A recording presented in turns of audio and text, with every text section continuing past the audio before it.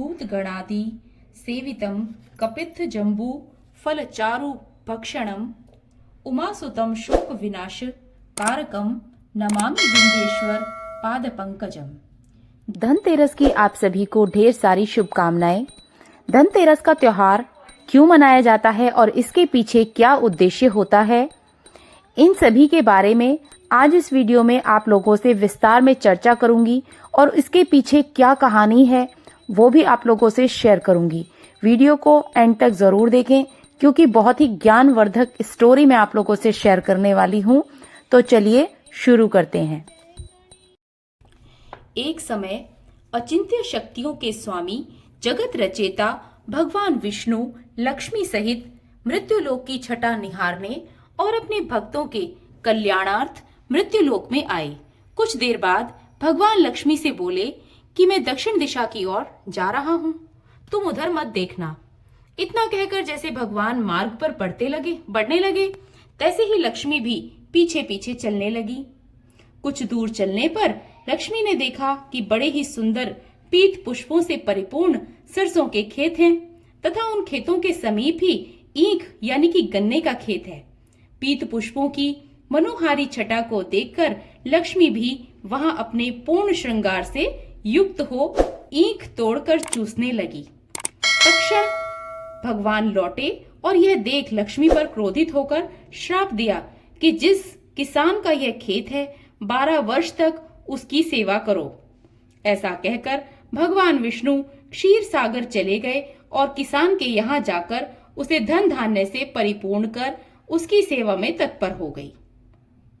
इस दिन देव दानव के समुद्र मंथन के समय धन्वंतरी वैद्य समुद्र से अमृत कलश लेकर प्रकट हुए थे। इसीलिए इस धनतेरस को धन्वंतरी जयंती भी कहते हैं। 12 वर्षों का समय पूरा हुआ। लक्ष्मी जी जाने को तैयार हुई तो किसान ने रोक लिया। भगवान जब आए तो किसान ने लक्ष्मी जी को जाने नहीं दिया।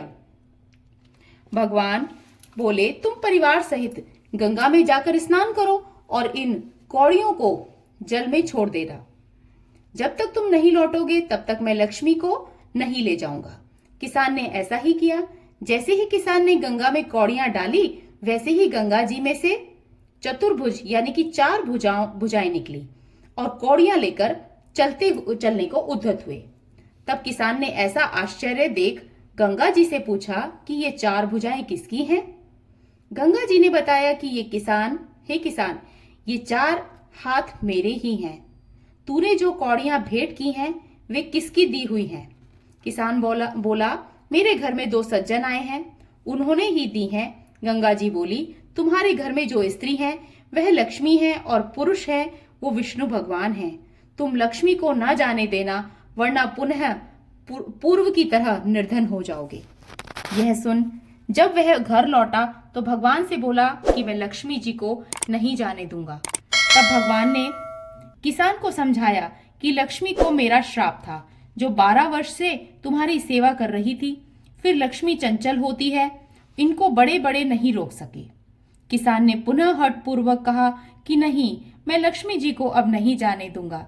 इस पर लक्ष्मी जी ने मंद मंद मुस्कुराते हुए स्वयं ही कहा कि हे किसान, यदि तुम मुझे रोकना चाहते हो तो सुनो, कल तेरस है, तुम अपना घर स्वच्छ रखो, रात्रि में घी का दीपक जलाकर रखना, तब मैं तुम्हारे घर में आऊंगी। उस समय तुम मेरी पूजा करना, किंतु मैं दिखाई नहीं दूंगी। किसान ने कहा ठीक है, मैं ऐसा ही करूंगा। इतना कह और सुन लेने के बाद लक्ष्मी जी 10 दिशाओं में फैल गई। भगवान देखते ही रह गए। दूसरे दिन किसान ने लक्ष्मी जी के कथनानुसार कार्य को पूर्ण कर रात्रि में घी का दीपक प्रज्वलित कर लक्ष्मी पूजन किया। उसका घर धन धान्य से पूर्ण हो गया। इसी भांति वह प्रतिवर्ष तेरस के दिन लक्ष्मी जी की पूजा करने लगा। उस किसान को ऐसा करते देखकर कितने ही लोगों ने लक्ष्मी जी की पूजा करनी शुरू कर दी और यह तेरस धनतेरस के नाम से विख्यात हुई। अतः इस दिन भी सभी को लक्ष्मी का पूजन करना चाहिए। जय हो लक्ष्मी माता की। महालक्ष्मी नमस्तुभ्यं, नमस्तुभ्यं सुरेश्वरी, हरिप्रिये नमस्तुभ्यं, नमस्तुभ्यं दयानिधे। महालक्ष्मी नमस्तुभ्यं, नमस्तुभ्यं सुरेश्वरी हरिप्रिये नमस्तुभ्यं दयानिधे। जय माता लक्ष्मी। महालक्ष्मी नमस्तुभ्यं सुरेश्वरी हरिप्रिये नमस्तुभ्यं दयानिधे। नमस्ते अस्तु महामाये श्रीपीठे सुरपूजिते शंख चक्र गदा हस्ते महालक्ष्मी नमोस्तुते। धनतेरस से लेकर दिवाली तक अगर आप सभी इन सब मंत्रों का उच्चारण करते हैं तो आपके घर में धन धान्य की कभी कमी नहीं होगी और घर में सुख शांति का वातावरण हमेशा बना रहेगा। इसी कामना के साथ आज की इस वीडियो को यहीं पर समाप्त करती हूँ और आप सभी को दीपावली की ढेर सारी शुभकामनाएं भी देती हूँ। नमस्कार।